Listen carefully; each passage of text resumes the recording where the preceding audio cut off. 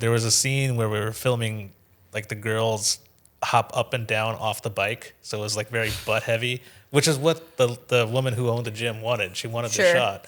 And then the guy comes up next to me. He's like, "In my next life, I want to come back as one of those seats." And I was like, "Ew." That's hilarious, but vile.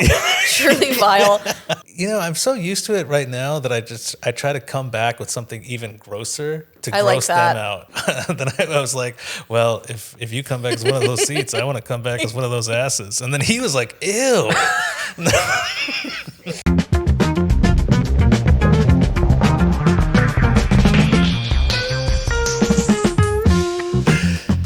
Okay.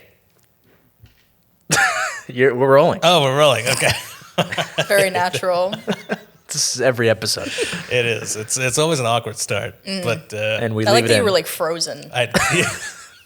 That's the actor in me. Tell me when to start. Nice. But all right, well, hey, we're back with another episode of Raj Against the Machine, and today's guest we got Nicole Lyons from directing comedy specials such as Mike Cannon's, Mike Feeney's, and a couple more. Yes, I directed Cannons, made a bunch of clips for Feeney's, was a cam op on Feeney's. Just been around, Yeah, you know. she gets around. You could say that. But yeah, and then you officially started your own production company, right? Nicole, Yes. What is it? Nicole Lyons Nicole Lyons Productions, Okay. easy to remember, till a little bit too long. What, it took a little bit too long to start, or? No, a little bit too long with the name, like the email domain's a little bit tough, but Yeah, it's you know. It's kind of lengthy. Yeah. Yeah, maybe you could reduce it at some point to like NL Productions or NLP. I do call it NLP, like affectionatally, but yeah, I just, you know, it's hard to pick a name. It is hard to pick a name. My production company name is freaking gay as shit. Two buffoons. No, that's Jason's. I'm kidding. FFFTL. Yeah. Mine. So I was like 19 when I opened my production company. Really? Yeah. No way. Yeah. Oh my God. And, Wonderkind. Wonderkind. I guess so. No, my parents just didn't have faith in me to do anything else. So my dad was like, "You should just open up a production company because I'm not wasting money on college for you." Yeah. So I was a huge fan of this emo band called From First to Last. Sorry. I've always thought, like, every time I type it in, that's how I remember your stupid ass email. Wait, so you ripped off someone else's name? The band. Yeah, I called my company From First to Last Productions. So What? They didn't have like copyright on that or anything? No trademark? No, not as a registered business. Like a band name doesn't affect a registered business. They don't have an LLC in place? I don't think so. At least nothing popped up when I registered my name. So it's from That's crazy. Yeah, so it's From First to Last Productions, and now my email is just FFTL Productions. That's cool. Has anyone ever noticed that before or no? One person at a strip club in Atlantic City. Okay. Yeah. Any more on that or care to well- elaborate? what were you doing there? I wasn't even paying for lap dances or anything. I went to go buy drinks at the bar, and the bartender was like, "Are you with the band?" And I was like, "No, which band?" She's like, "From First to Last." I was like, it didn't even occur to me that's what she was asking. Were you like using your corporate card at the strip club? How did she even know that? I used my corporate card for everything. Client meetings at the strip club? Anything. Yeah, exactly. Cool, I get that. Well, I mean, it was research. You got to see some tits to get in the right headspace to get, to get work so done. you weren't paying for the lap dances. It was like a write-offs situation. Everything's a write-off situation for me. I got you. Yeah. Good advice. Yeah. But yeah, so she was like, "Are you with the band?" And I was like, "No." She's like, "Oh, okay," because like I love that band From First to Last. And I was like, "Darn it, I'm here Fucked with up. my wife." Yeah. But At the strip club. at the strip club. Love that. Yeah, but we got divorced. Anyway, so Right. That'll do it. but speaking of which, how are things now? You're with someone, right? My boyfriend? Yeah. Okay. I was like, are we talking about work? What are we talking about? Yeah, we've been together for like 6 or 7 years maybe. We met in college, so Look at that was that. like a very easy connection. That's huge. That's Yeah. awesome. Yeah, he's a great dude. He's an actor, musician, so he also is kind of like a gig life sort of guy. So Gig, it's very helpful to be with someone who like gets it. For sure. Gig life needs to stay with gig life. Yeah, true. That's why like doctors like will end up marrying like lawyers or somebody in a profession where your hours are insane, you're never Yeah. home together at the same time. Like, it definitely sucks. Like, it sucks. And like, that's a really hard part of it. But I think it's nice to have someone who's like, if shit comes up, it's like, you got to do what you got to do. Like, we have to be much more intentional about the time we spend together and like scheduling that time. Yeah. But I like, especially starting my company, the past few months have been insane and I've just never stopped working. And it has been challenging, but he's like, I know this is going to be really great for you and be great for us because then eventually you're going to have more time off. So it's nice to be with someone who gets it. Yeah. Otherwise, I feel like anyone else would have like kicked me to the curb centuries ago. Yeah, for sure. And that's the most important thing about dating somebody in a similar style of living. Yeah. Because just getting it, that's like the biggest part. And it sounds so small. It's 2 words, getting it, but that's the biggest part of a relationship. Well, same thing for me. Like, since I moved to New York City full time, I've been working so much more because my expenses went up so much more. So, all the time that me and Kate spend together, we have to really be intentional about it. But she completely gets it. If I take a gig at the last second, even if we have a date planned and I have to take a gig at the last second, I have to cancel the date, she's like, I get it. I 100% get it. But I feel like with anybody else, I'd be like, fuck you, get the hell out of here. Yeah, and it's tough because it's like, I want to work more to make more money so that I can be with you more and we can like, I can spoil my dog and like we can get a better apartment and like all of the stuff I do is really working towards like not even just my career but our life together. But I don't think anyone could understand that, where they might just be like, well, there is a part of me that is very much obsessed with working all the time, but I feel like not everybody would get, oh, you are telling the truth that you're doing all this work because you want more for us, not just for like you're just working to get away from me. Yeah. But that's one thing you do want to be mindful about, though, because even though that's the intention it starts with, sometimes you could just end up turning into a workaholic and you just get caught in this vicious cycle. Yeah. I mean, I'm still really young, but I fear I will have a heart attack soon. Like, I feel like it needs to like slow the fuck down. Yeah. And but you have it right. I've talked to other people in the industry. You actually have an idea about scaling and figuring out how to scale properly. If you have that seed planted in now, you're setting yourself up for success.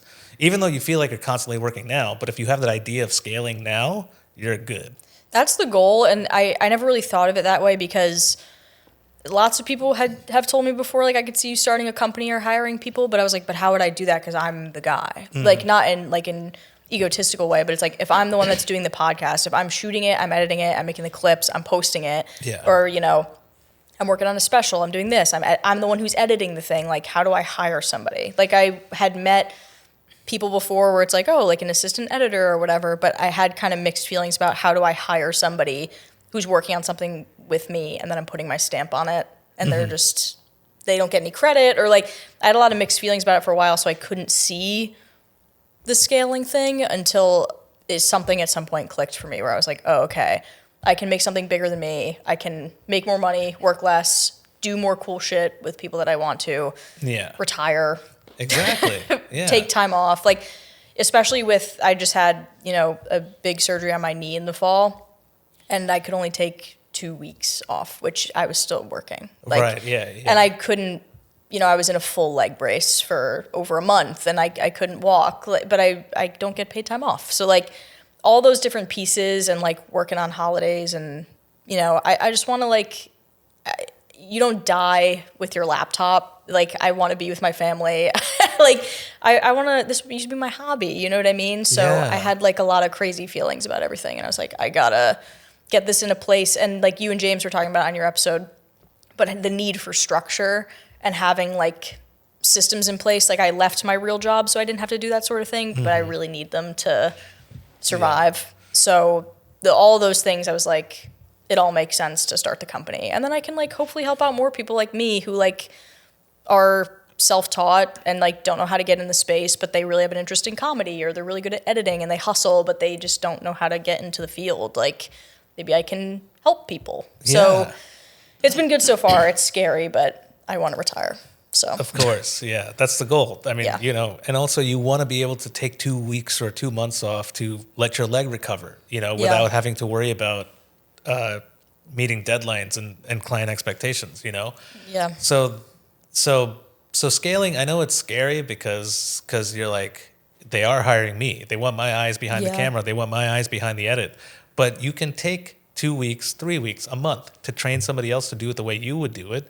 And then you can be free of that. Yeah. Or, you know, if ever time comes where you have to take off, or if something comes up, you can actually have the peace of mind knowing that it's going to get done with your stamp of approval the way you would do it. Totally. Yeah. And I have 2 people working with me now, Madison and EJ, who are fucking awesome. And I feel like the past few months we've been trying to get into a groove and like building this up. And it also is tough because I didn't think about naively, I have to train people. I have to make time to train people and like build these systems out in addition to all the other work that I'm already doing. Yeah. So it took longer than I was hoping, but at the end, my expectations are too high because it's been like 3 months. So it's like, it's fine. You know what I mean? And they're both crushing and they are doing things like up to my standard and beyond. So I'm like, okay, great. This is only going to get better. And like the more shit I can give you, like you get to grow and like be proud of your stuff and we get to make more stuff and take on more people. So I know it's the right thing, but I really have to remind myself sometimes that I made the right choice. Yeah, no, you definitely did. I mean, it's the only way to have peace of mind and maintain sanity as you continue to grow. But some people, they don't delegate and they don't, hire out and they want to do everything themselves. And then they start going, I don't have time for anything. I feel like I'm killing myself slowly. But then they're also like, I'm always broke. And I'm like, you're doing it wrong. You got to scale properly. Maybe don't take some work so you have time to train other people. Right. And then take on double the amount of work. Exactly. And that I had to kind of get to that point too, where it's like, okay, I'm going to have to get rid of some stuff, or I can't, like, part of the reason I wanted to do this too is because I had like some bigger opportunities coming in, but I still wanted to work with these people I've worked with for years who I love, and I love doing their stuff. And I wanted to like strike a balance there, but I was doing way too much all at once. And delegating, like, I want to get better at it, but it's really hard when it's like all this shit has been in my head for years. I've just been doing all of this, and sometimes I don't even think to delegate certain things. Right. It's hard to kind of like unravel that. Yeah. But what you have to do, and I don't want to like, I'm not like mansplaining, but like what you have to. it is really giving that vibe. What you need to do, Nicole, is basically what you got to do is you got to break down what's automated, what's not automated, or what's not automated, and what your eyes really need to be behind and what they don't need to be behind. Your eyes need to be behind the creative direction of things. That's why they're hiring you, because they like the way you think. Yeah. What's on camera, lighting, and all that stuff, that's not really, you can hire out anybody to do that. Yeah. The ideas that are being recorded is what they're hiring you for. Totally. Same thing with editing. That's all automated stuff. So once you are able to wrap your head around that, because it's very easy to be like, no, they hired me. I got to edit the clips the way they want it. I got to put the captions the way they want it. I got to do all this stuff. You can teach somebody to do that really easily. So then when you talk to these clients, you could be on the complete creative side of things and be like, hey, I got this idea. We should film this. We should do that. You can't really do that if you're doing 10 things at the same time. Totally. And it's like, the part that I was also worried about is before I started freelancing and like doing everything on my own, I worked for a really big company and I didn't really like how out of touch it was. And, there'd be an email thread of like 50 people making notes on a podcast episode. And it's like, none of these people are even doing anything. Yeah. And I really wanted to get to a place where I'm working with people hands-on and like giving them a different experience than that. And you're getting my full attention. I'm really flexible with like the way that I work and what I offer and my rates, because I like care about the comics and I want to like make cool stuff. So I tried to always offer the exact opposite of like what a big company would be. And I worried about scaling, about me backing off and not being able to give that same attention, or which I don't think is true, but being able to explain that to the clients and be like, yeah, these new people are coming in to help, but it's not a bad thing. Like, we're going to be able to make more for you. Like, trying to like rationalize that. Yeah. Or even like how you're saying you get more of me if I'm less stressed and spread thin. Exactly. So, but it's been kind of, I feel like most people have received it well, but it coming at the same time as like me dealing with this knee thing. And I'm also sort of like faux on tour. Like, there's like a lot of things kind of colliding at the same time where it makes me too busy, which sucks. But the thing is, once you get too busy, that's when there's like a turning point in your life. You're like, I'm too busy now. I'm spread too thin. Yeah. Something's got to change. I'm going to have to either stop doing this to pay more attention to this, but that's a good thing because you need to get to this point to get creative and figure out your own shit. And I wanted like a separation too, because while a lot of these people are my friends, like I was telling you before we started, that I take things personally sometimes, and like sometimes it's not that deep. And I don't need to be like feeling like a tiger is chasing me when I get an email, or like someone gives me notes on a fucking clip and I'm like having a meltdown. It's like, it's not that deep. So I was hoping that making this company kind of it is me and it's something I founded, but I want it to be like a separate entity so that I could, I'm a little safer from, it's a business. I don't have to be like feeling like, my friends are mad at me, where it's like, this is a business, just edit shit on time. Exactly. And it'll be fine. Exactly. It's crazy that you have to create like a documented structure to maintain this separation. I should just go to therapy probably, but it's hard because I do really care, and it's kind of an informal space. So it's like even me, I'm really trying not to work on the weekends, which that's when most of the people I work with do work. Mm-hmm. So having to be like, hey, I don't work on the weekends, or I'm trying not to, I'll do shit when I have to do shit, but it's, it's hard to sometimes set boundaries. But I think it's super smart though that you actually created a company though, because you can create that separation. And this is tricky. Working in the comedy world, it is tricky. In any other world, in the corporate world, there's that line. It's clear. It's black and white. Yeah. But in the comedy world, it gets tricky because like they kind of do become friendly with you, and they do want to be your friend, and you want to be their friend too.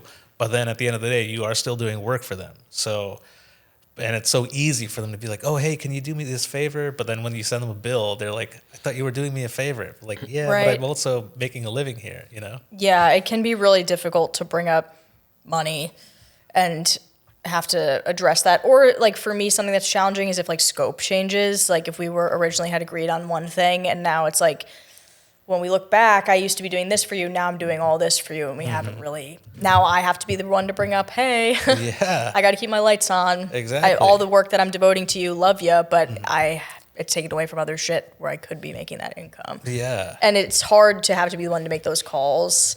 I still feel so new to this and figuring that out, but it sounds like everyone kind of struggles with that sort of thing. Yeah, but a good way to avoid that struggle is by creating your own company and creating your own structure. So even though you feel new to it, you're doing things that pros are doing. You're on the right path, and you're doing good. Thanks. Is what I'm saying. Thanks. That means a lot, because I love working with you guys, and like seeing the stuff that you do. Mm-hmm. Like when I'm like on set with you guys, I'm like, how am I here right now? Like I should be like picking up the coffee. Yeah, well, I mean, you've done so much. Yeah. You're so talented. I pick up the coffee. Yeah, we got this guy to pick up the coffee. We're not talking to him though. He's over there. No, that's usually me. And people stare over my head, so I feel your pain. No, I mean everybody's got their part to play, and but also we're not doing much different than what you're doing.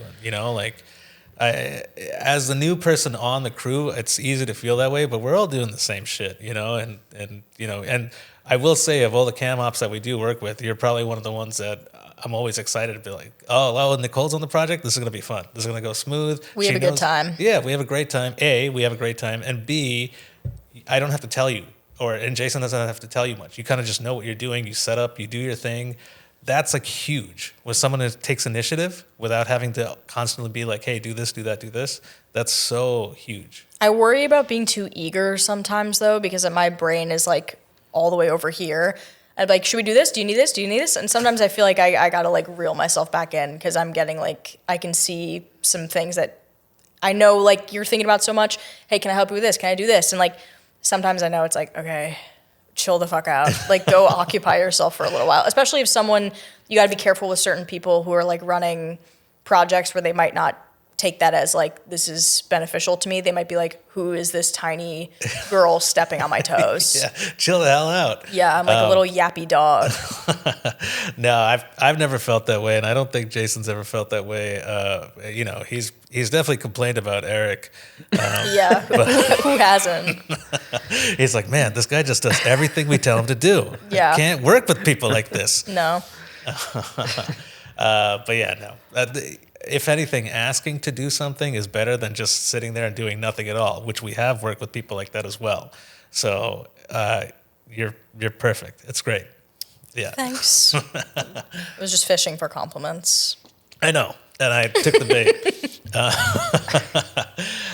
With that being said, what the knee surgery or the ACL, what happened?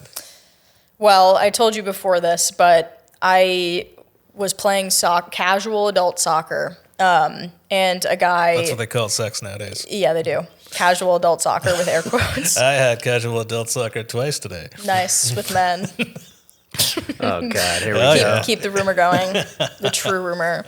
But yeah, so I was playing casual adult soccer, and a guy fell on me. And I immediately knew that I think it was initially a partial ACL tear because I had done this before in college playing lacrosse.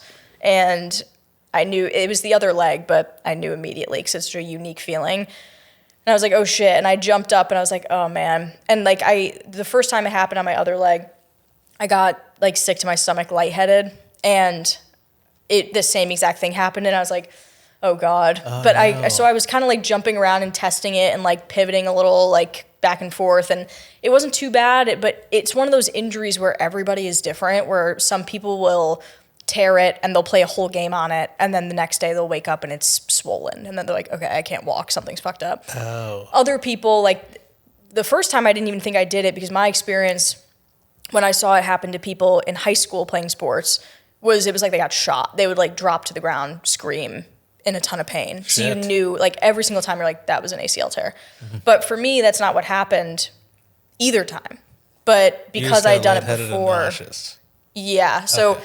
But I could still run around on it. So, but then later in the game, it was like not much longer. I was like jumping for a ball and felt the pop, which is like the iconic thing, is like it makes this like popping sound. And then I jogged off and I was like laughing because I was trying not to have a breakdown because I'd been through this before. And it's like a 9 to 12 month recovery or something like that. Oof. And I'd been through it before. And because I'd done it before in the surgery, it sucks, but I hadn't thought about it in years. Like I could go still do all my activities and, you know, being active and stuff. And like I love biking around and boxing and playing sports. And like that stuff is like my life outside of work. And it really helps me stay balanced. Yeah. And I immediately knew that I did it. And I was like, fuck, this is going to be a whole nother thing. I don't know how I'm going to do this with like, you know, with work. I don't have a job where I could take time off.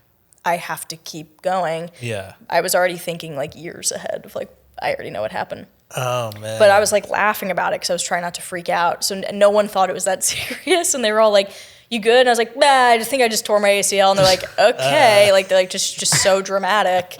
But that is what I knew right away. And my boyfriend, Chris, was like, after the game, he picked me up and he was like, do you want to go to the ER? And I was like, no, I want to make an appointment with the doctor to see my knee. I already know I tore my ACL. I just have to get, you know, the prescription to get the MRI and then move forward. And that's exactly what it was. So. Well, because I remember, because you didn't get the surgery like immediately. No, because I knew based on the last time that I had this that it was going to be, I was going to be out, like physically unable to do any type of work in person for like a month and a half at best. Like I also didn't know if I had torn just my ACL or my ACL and meniscus, which is what I did both in college. If you tear your meniscus, you have to be on crutches for 6 weeks. Shit. So, and that's, you know, when you get off the crutches, I can't then go be like carrying the slider in somewhere, you know what I mean? So I had no idea what it was going to be, and they couldn't tell in the MRI. So I didn't know until I was going to wake up and know, can I walk out or am I going to be on crutches for 6 weeks? So because of that, I was like, I originally toured at the end of last July.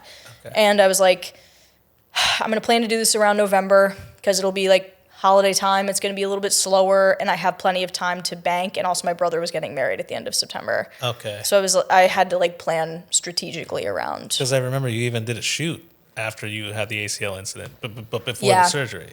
Yeah, so I could get around and stuff, but going like heavy stuff and stairs, it's once you do it, it's so unstable. Like at that point, the swelling had gone down, so I wasn't really in pain, but it's so unstable that you just can't do stuff like that. So Yeah, so I had to wait a few months to actually get it, but That's crazy. it sucks. Yeah, that's insane. I had a hip replacement, but I saw this coming for like 20 years.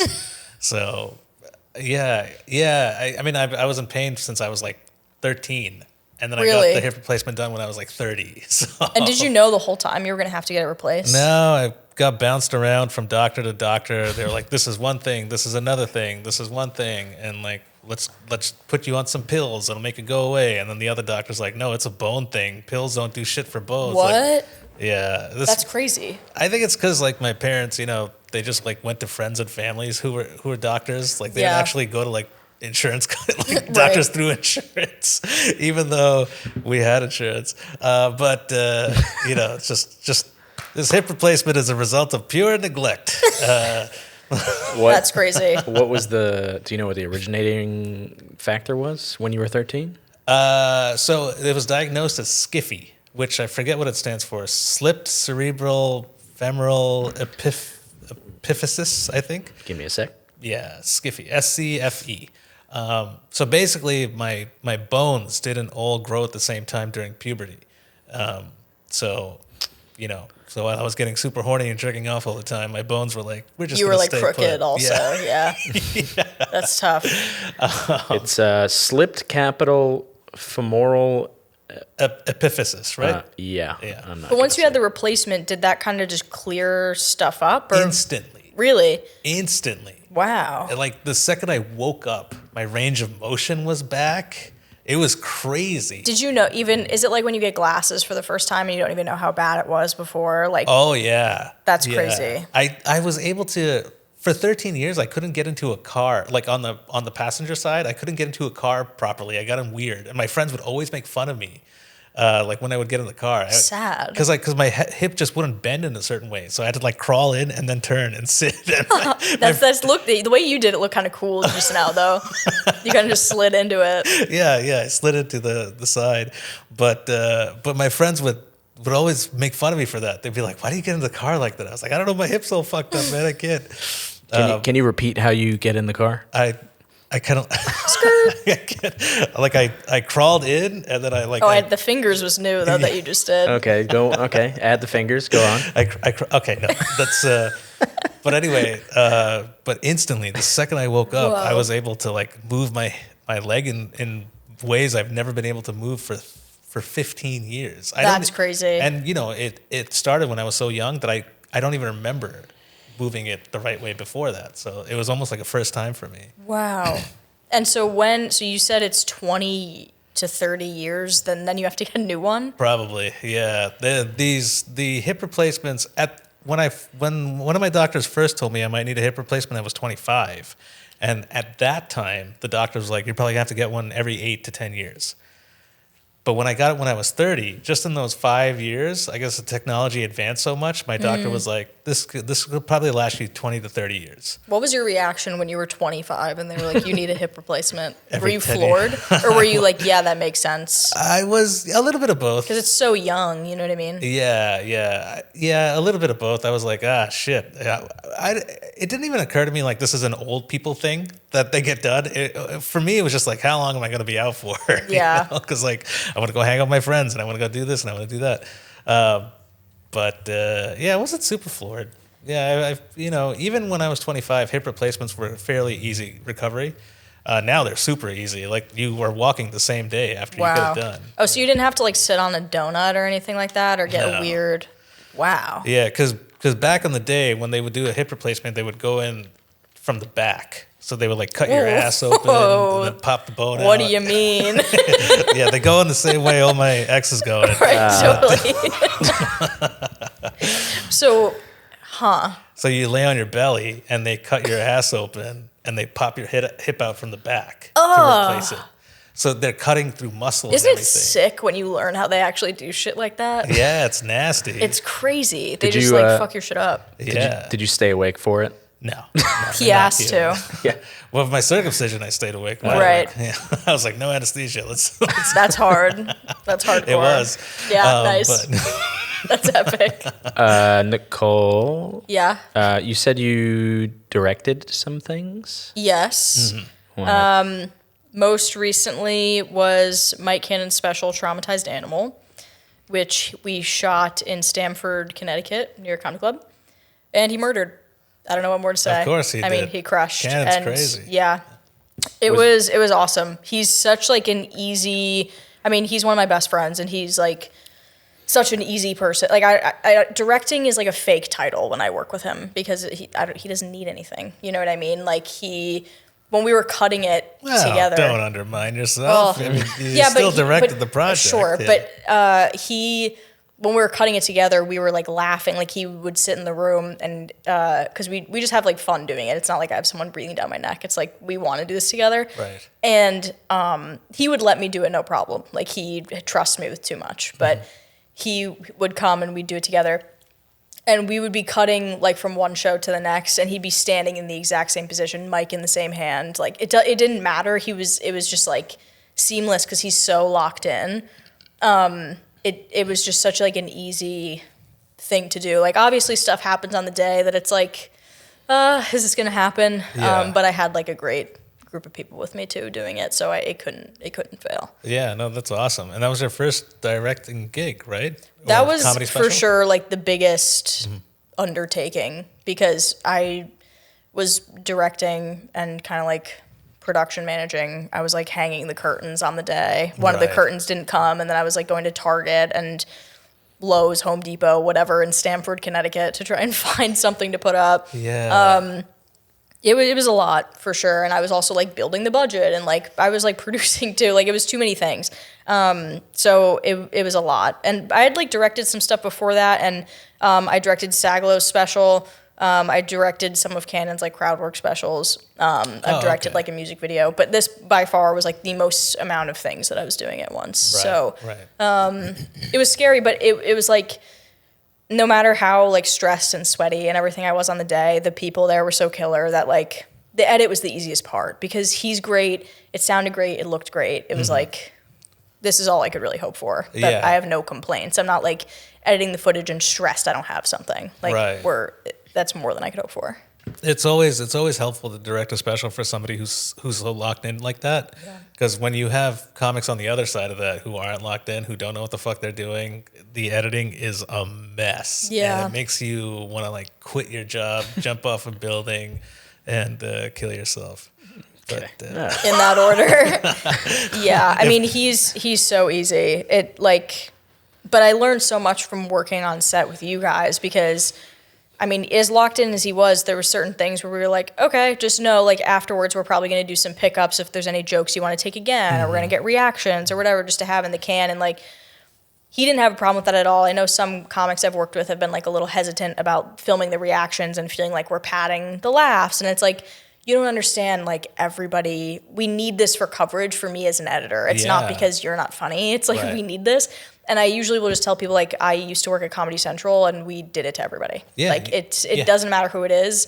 Sometimes you just gotta, it's like, we recorded it, and it didn't sound like it did in the room. We gotta make it sound like that. Exactly. So, Some people just don't understand, like, you know, volume levels and all these things.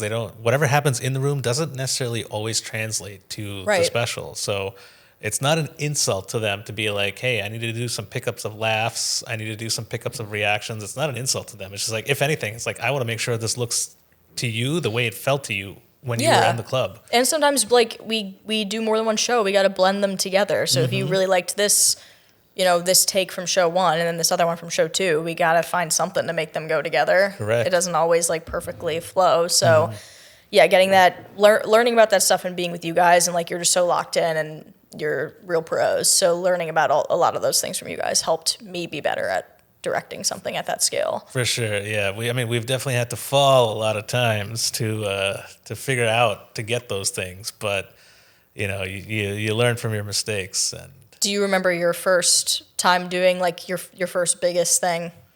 Well, I mean, are you asking in the comedy world or are you asking just in general? I guess both then, because I was wondering like, because do you direct a lot, or are you more like producer? Yeah, DP so I kind of vibe. I direct. I come from the TV commercial world, so I direct commercials. Right. And I still do, and we're actually going to work on one on Thursday and Friday. Or sorry, Wednesday and Thursday. But nobody knows. Nobody knows.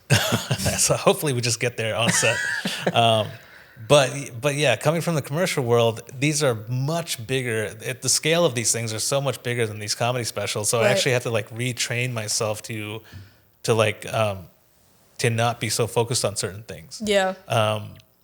But my first big commercial gig that I did, it was my biggest TV commercial budget at the time. I think it was like $48,000 I had to play with to make a TV commercial, a 30-second spot, which in the commercial world it's nothing. But back then, for me, I was 21, and I have like $100 to my name.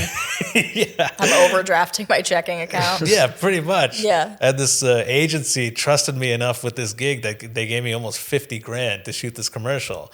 But they wanted to shoot on 35 millimeter film, and so we had to get film stock, and we had to hire this huge crew. I think at the end of it, I still made maybe like 20. So we put 20 into the commercial, and I made 20 at the end of it, which was nice. But it was so much stress leading up to it, so much stress directing it, and then so much stress in post. And at one point, I think I was like, take the money back. I don't even want it anymore. Yeah. But I slept on it, and I figured it out. And at the end of it, they were very happy with it, and it worked out very well. But nice. But yeah, it's super stressful when you undertake like a really big gig for the first time. But then you figure it out, and then that led to, I did another commercial a few years later, which was $250,000. I had a $250,000 budget to play with. And you kept 200 of it. No. I think I kept 80. Yeah, okay. Which was clutch because then COVID happened and I had no money coming in for that year. Yeah. So that was good. But you learn from your mistakes. And that first one, I made so many mistakes. But my ego is so big. I was like, no, you guys fucked up. You guys didn't do this. And when you look back on it, I'm like, no, I don't know what the fuck I was doing. Yeah, but I feel like when you're younger and you're new too, like I still feel this way a lot, where a lot of that coming from me is like insecurity, where I'm like, I feel shitty that I don't know as much as everybody else in this room knows. So then I have to overcompensate in some way or like shift blame or whatever. And the other thing too with like, directing that special, I love Cannon and like am close with him, his family. He means a lot to me. He's so talented. Like he's trusting me with this project. If I fuck this up, I'm fucking it up for him. So like that's why it was weighing so heavy on me too, where it's like, it's one thing if I fail and it's like directed by Nicole Lyons and it's a hot piece of garbage, but it's his special. Yeah. That he's like entrusting me to do this thing and I just have to get it right. So like no matter what everybody else here is doing, like I have to make sure this gets done. Yeah, but at the end of the day, you also have to remind yourself that he let you direct this. So he obviously trusts you to do with his special what you say you can do. So you also have to kind of let that go. Like he picked me for a reason. He could have picked 10 other people, but he picked you for a reason. Yeah, but that confuses me. Like I'm like, why? Like I'm still. What's wrong with him? Why did he pick me? Well, that's how I think. Which like really, I'm trying to be better about like not speaking badly about myself or the stuff that I make, because I'm already so like in my head about everything that I do, and I can always be better. I'm comparing to other things, and like sometimes that's helpful and other times it's not. And I'm like, I don't even believe in myself enough that I'm like, why did he pick me? Right. And it turned out great, which like a lot of it is him, but I also like worked really hard. So like, well, yeah, it's tough. See, I can even hear it now in the way you're talking about it. Like a lot of it was him, but no, a lot of it was also you. Like I have problems. Yeah, you got the imposter syndrome, which is fine. It's hard. Everybody's got the imposter syndrome early on in their career, but you got to remind yourself, like people are picking you for a reason. People are entrusting you with their hour for a reason. You feel like you don't like really deal with that. Like you're kind of sitting in your place now and you're like, I don't have these kind of thoughts. Yeah. At least in my professional life with directing stuff, I don't have those thoughts. Cool. I'm like, yeah, of course they fucking picked me. I know what I'm doing. Oh yeah. I love that. But in the comedy world, I still have the imposter syndrome. I'm like, everybody's so much funnier than me. Yeah.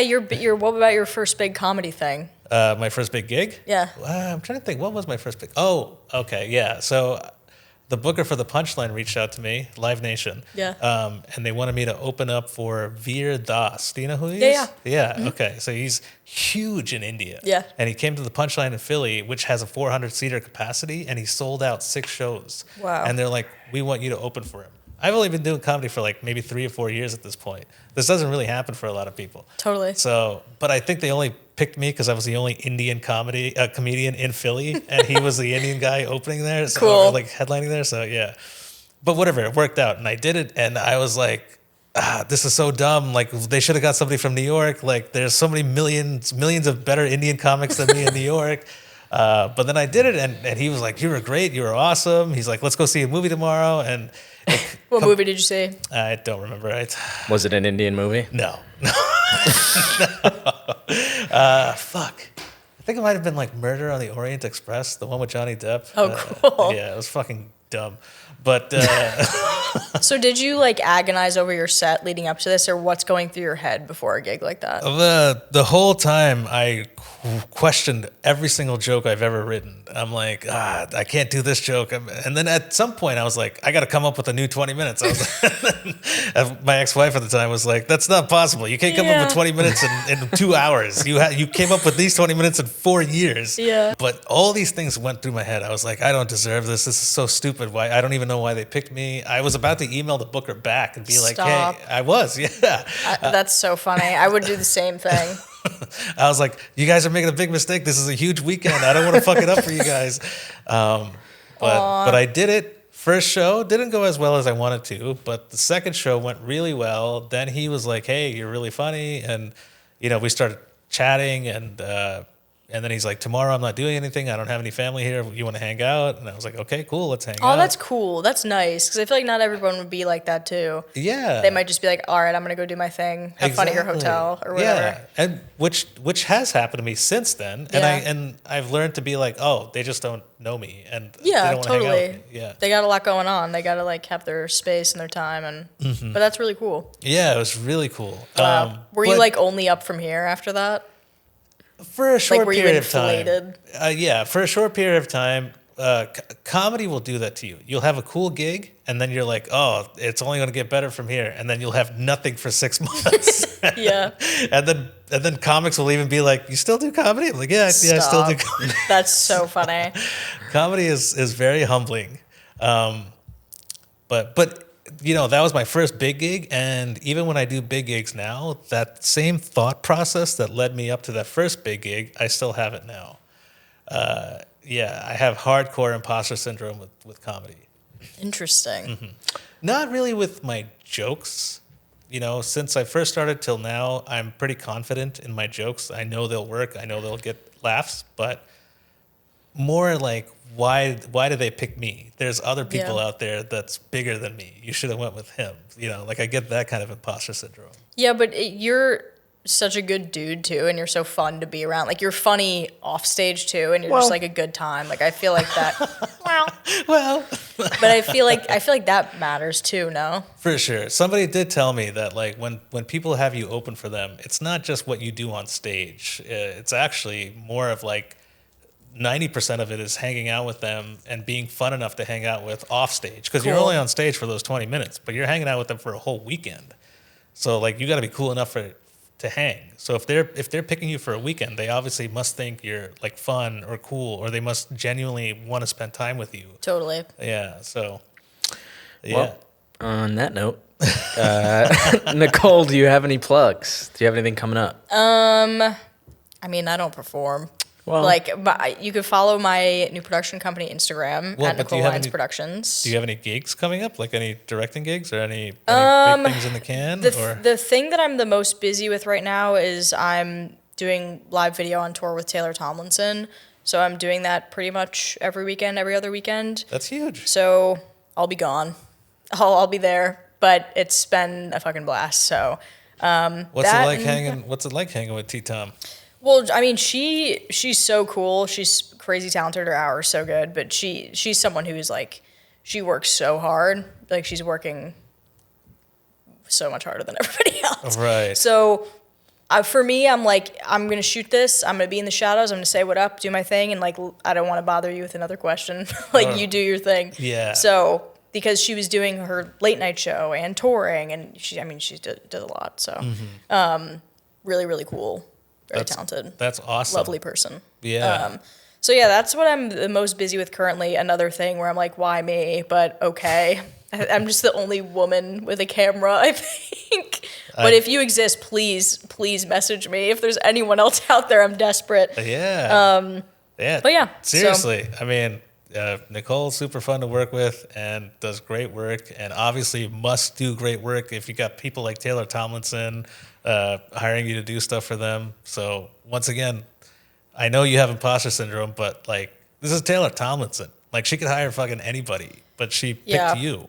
You know, like that's like a huge thing. Yeah, I still when I was thinking about this too before when you were talking about your gig with Veer, like about your reaction to getting that message. Like for me, when they first reached out to me, I was like, I had to check it was their real email. I was like, is this a scam? Like, what is this? Why me? Hi, I'm Taylor Tomlinson. Can you send me $10,000? Yeah, literally. But it's a dream for me too, because the more I get to work with like somewhat like a beast like that on that level, who's also a woman, is like, I don't know. And a lot of the, like most of her team that I get to work with is women. So it's like, it's rare that I get to come into contact with that, you know? So, very blessed, very lucky. So that's what's taking up a lot of time for me right now, and building out my company and that stuff. So yeah, sorry, working on my knee. And I cut you off while you were saying your website. What was it again? The Instagram is at Nicole Lyons Productions. My personal is at Nicole C. Lyons. The website is www.NicoleLyonsProductions.com. Nice. That's it, really. That's all I got. Yeah. So check it out. Cooking. Hire her. She's fun. She's a good egg.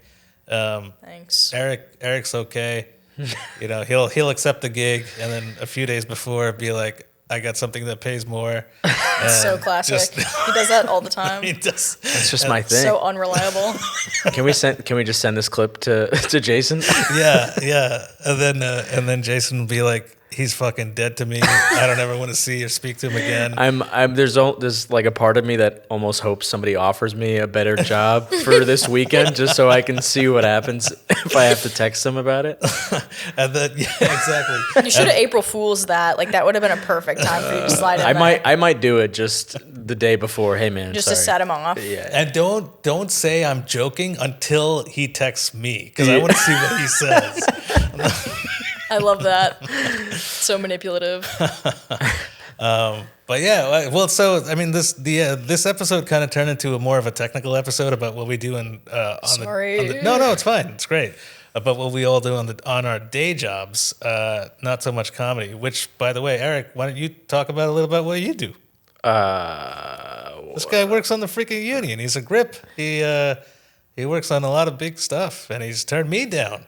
Damn. That's for fucking bigger things. I've been working on Night Agent for the past 2 weeks. A lot of overnights, but somehow those clips have been coming out.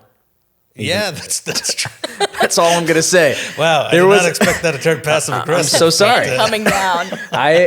There was one day I was maybe 200 feet in the air in a lift, shining a light down on set, and I was still on my phone, just like trying to make. CapCut. I was on also Canva trying to make like weird thumbnails for Instagram, and then like forgot the comedian's name. Sorry, Taylor. In the thumbnail that we used for Instagram. I can't really do CapCut in the air like that. Right. It's too much. That's understandable. You edited clips in the air. That's fucking crazy. I want this to be successful. I can't have another failed podcast. Yeah, you have to tell them the pitch that you sent me when you booked me on this. Oh, yeah, I see. I don't know what the pitch is. It was normally, actually so funny. Normally it's pretty like, oh yeah, this would be a cool, fun thing, but I know that Nicole's like in the business, so I'm like, yeah, like maybe 10 people are gonna watch this, but you're down, so we're good. There's no one else to ask. Yeah. No, Webb's got quite a few views. Whatever, it's funnier that way. Yeah, that's true. Yeah. Your sense of humor. You stepped all over it. Yeah, sorry. I'm sorry. I'm a terrible comic. Don't hire me. I'm not the comedian. I don't know why I tried. I'm sorry. Well, I appreciate you doing this, despite the fact that him pitching you only 10 views. But A lot of views for me. I'll take them. I'll take them all. Hey, out of those 10, if one's like, hey, I want to hire for something, it worked. Yeah. Even Yeah. a follow, I'll take it. I work in film. Maybe they'll see you talking about how you want to meet other camera ladies. I know some really camera do. ladies. And that's like that's part of like why I had to get comfortable with even making an Instagram for my company, because I'm so like, I'm embarrassed to post my own work. So I was like, I feel a little safer behind like, we made this instead of I made this. Right. But also I'm hoping that eventually it'll get to the point where I can have like a little bit of a community and connect with other people like me, because I haven't found many. Right. And I'm true. sad about it. Yeah. Oh, actually, one thing I did want to ask you before we sign off, maybe we'll probably fit this in the pod somewhere. Being a lady in this field, because there's not that many. Yeah. Have you felt a little weird? Have dudes weirded you out? Well, I've had to like kind of like, I mean, I dress like this because I don't want to be perceived in any way, like Right. which is kind of sad, but I just want someone to see me and be like, this is just a person doing their job, not there's a woman here. Right. Which is kind of sad, but yeah, I just want to like get my thing done. And it can be difficult going into, I've never been the person who's like, go girls, I'm a woman, whatever. But, you know, I know, you're a gay dude's delight. facts.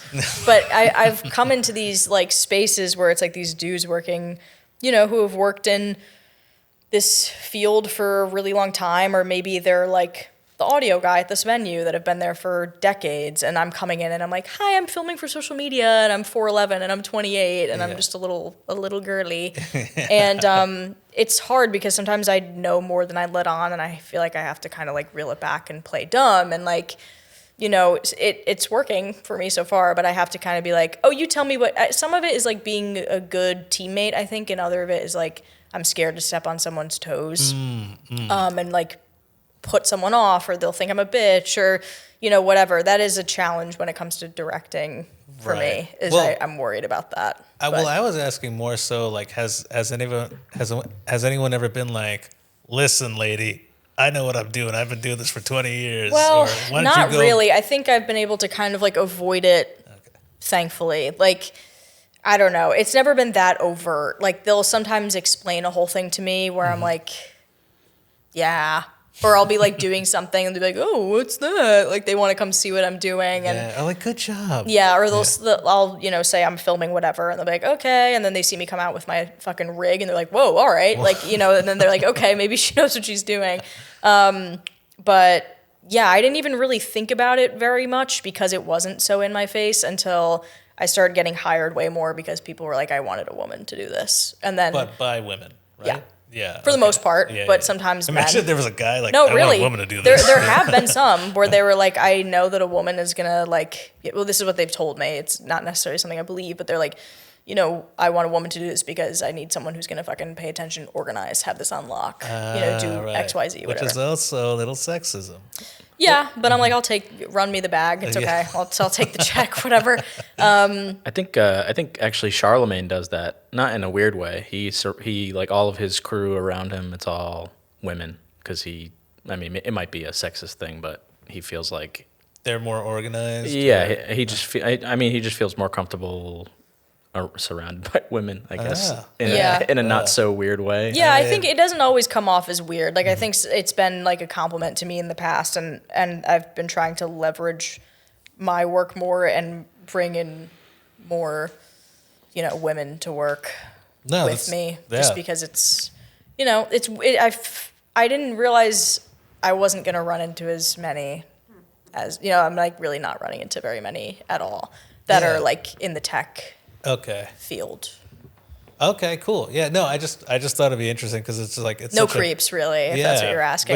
Which is crazy because it's such a male-dominated field. I think I'm like a little bit off-putting though, because if anyone has ever made some type of comment that's really not even creepy at all, where it's like, oh, your hair looks nice today, they're like, but I didn't mean it in a creepy, like they immediately panic. Yeah. So I think there's something about me that like doesn't receive things like that well, even if it's like, oh, I didn't read that as a creepy thing, but now that you've apologized 20 times, now something feels weird about this, but I don't know. I haven't dealt with too much of that, thank God, but I do have a lot of friends who have. But I was on set like 2 months ago, and there was a person. It was a woman, I think. That was really hard I for was you to get I out. was trying. I don't know what the anyway. It was inclusive. I like that. Yeah. She had eyebrows that were dyed to the point where they look like they're not there, and the AD, the assistant director, commented on it, but he was like trying to say, "Oh, it looks cool." And then maybe like an hour passed by, and he pulled her to the side, and he was like, "I didn't mean it like that." And she was like, "What? Like, it's fine." It gets weird when you apologize, but I get like it makes me feel bad. That's like, oh, you were stressing for an hour because you said something about my eyebrows. It's like For the whole day, he kept making it's only comments weird about when it. it's like that's the only thing they say. Where it's like there's nothing else you had to say to me today, or not something about like, oh, I like your work. What's that? What's your camera? Whatever. Like. If it's something where it's like, oh, cool outfit, like they have to like, it's a weird thing I feel like guys do sometimes where they like are guising like a flirt as like cool shoes. Right. It's like, right. sure. They're like, you can talk about my shoes if you tell me my shot looks good too. Yeah. Yeah. No, I don't think I've.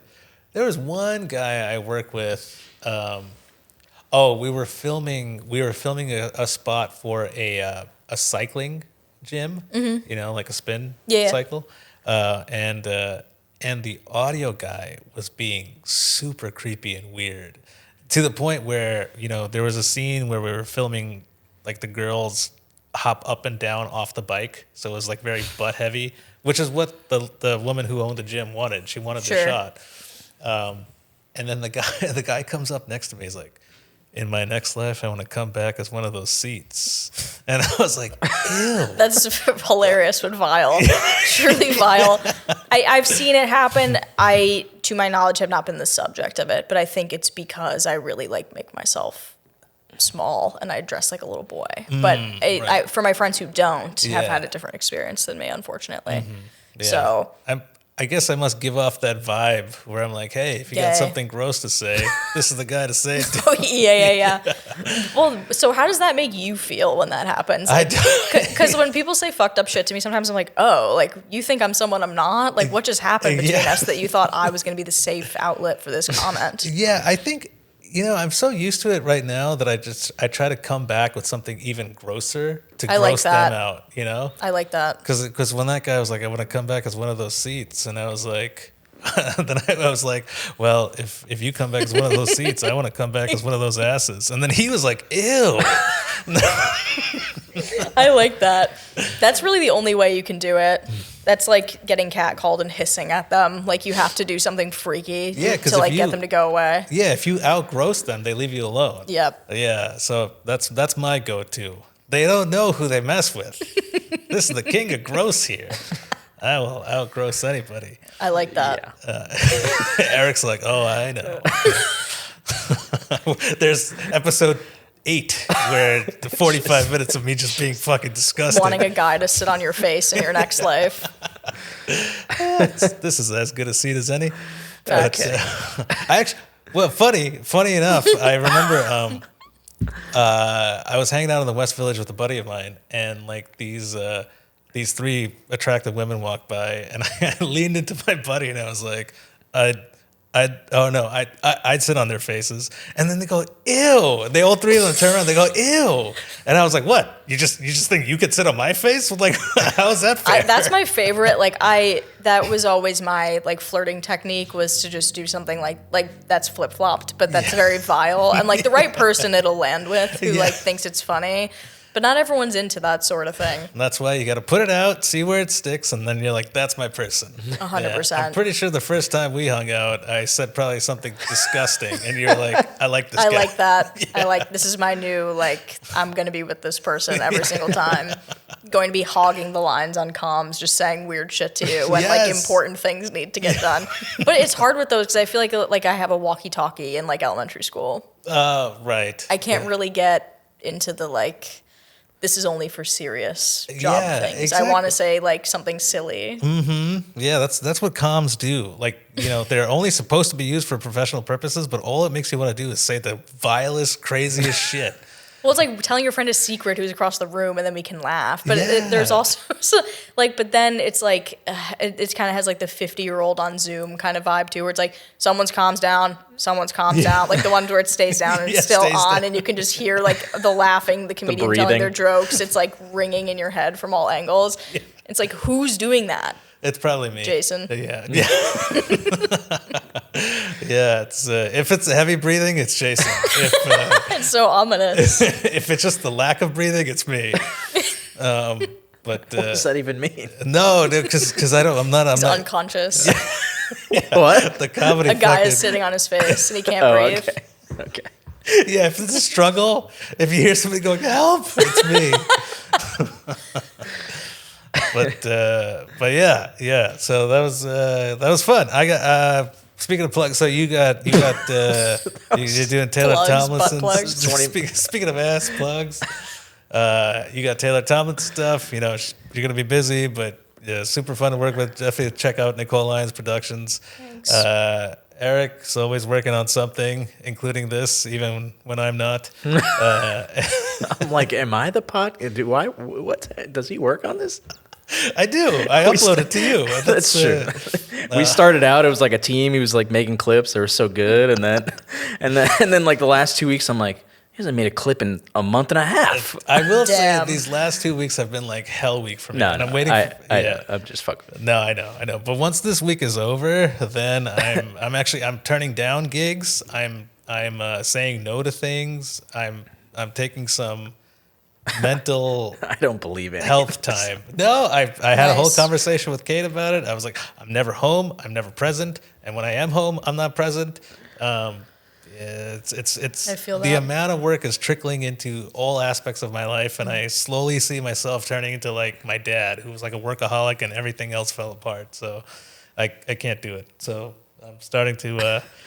My clips were so bad that he's now turning down work. That he's like, I can't look at this anymore. I can't put this much time and effort into this just to see these fucking clips. I wasn't going to say anything, but I guess before we wrap up, to match what you were talking about as far as women in the field, there is my friends started or I don't know if they're my friends, but my people Probably that not. no, I don't have any friends. People that I know, they started a company or a Instagram page called Girls Just Want to Load Trucks. It's more. Oh, I follow that. They're so hot. Oh my! Sorry. I was Does gonna that defeat the purpose of this Those whole are thing? his maybe friends. those are my maybe friends, and I was gonna clip this and maybe put it out because they have more followers than us. Yeah. That's embarrassing. But anyway, Just take it from the top. yeah. Let's no, I'm Really strong ladies. Nope. They are strong Not ladies. hot. I haven't seen them. I'm looking forward to it. They can still be strong and hot. That's true. All right, whatever. Anyway, if that's something you're interested in, but it's more. Oh yeah, it's I'm more, always looking for shit like that. I'll follow them. Yeah, I mean, it's more like grip and electric work, but it's still in the field of film, TV, or That's awesome. You know, I know they're out there. I just have to find them. I just haven't, like, in my particular niche, I haven't come into contact with many yet, but I'm looking forward to finding some more. Yeah. I've I don't know, I guess in the last 15 years I've been doing this. Longer, almost 20. I've met only a handful of women in the camera department, and every single one of them fucking cool as shit. That's awesome. Yeah.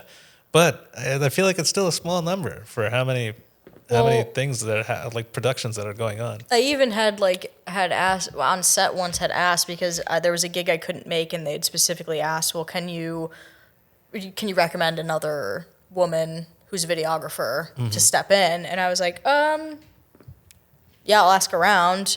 And it was for something like in theaters, and you have to have your own gear. And I was like, I know some people, I just don't know if they're gonna have like what they need for that, and I don't want to set anybody up for failure. Right.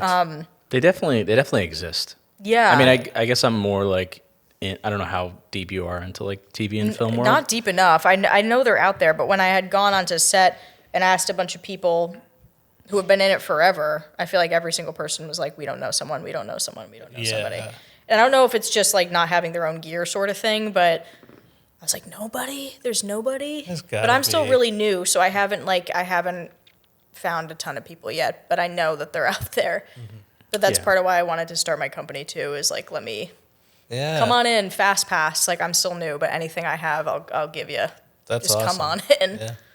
That's super cool. Maybe it's just in the comedy world. In the comedy, It might be. comedy production world, maybe there's not that many, but I mean, in the scheme of productions all over, there are a bunch. But Yeah.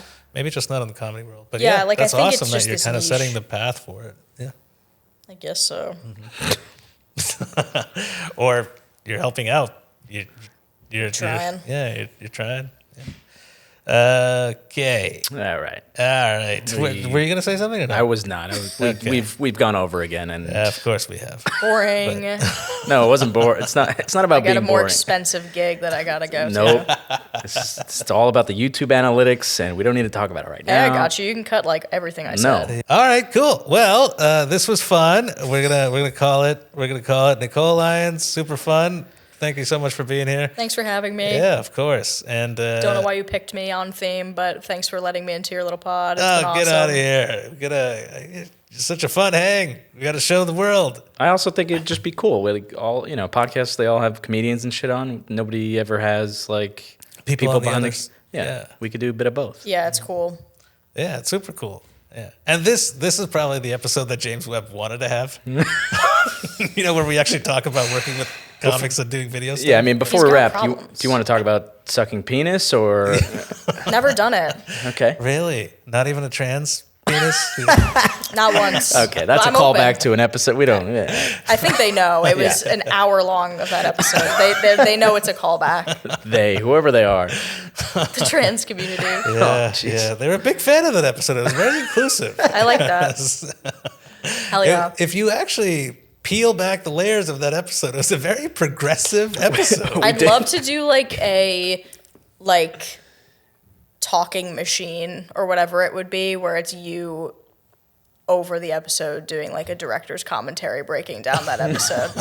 Hey, good idea. Maybe we'll pump that out.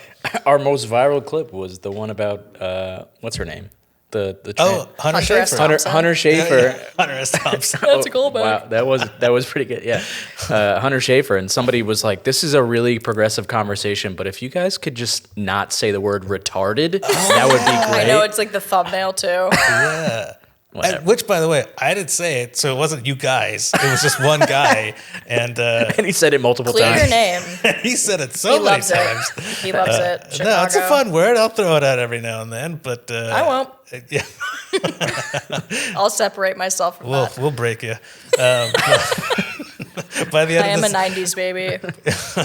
by the end of the next special we hang out on, you're going to be saying the N word, the R word, every single word, all the things that'll get you canceled. I didn't on the approve podcast. of. I didn't This approve is of good those. promo for my new company.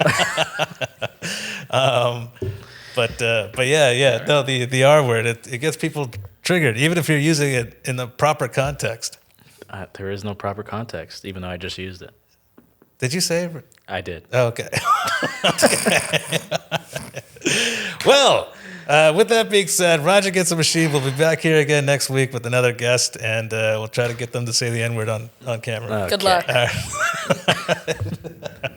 right, signing off. We'll see you guys later. Thanks. Later. Thank you.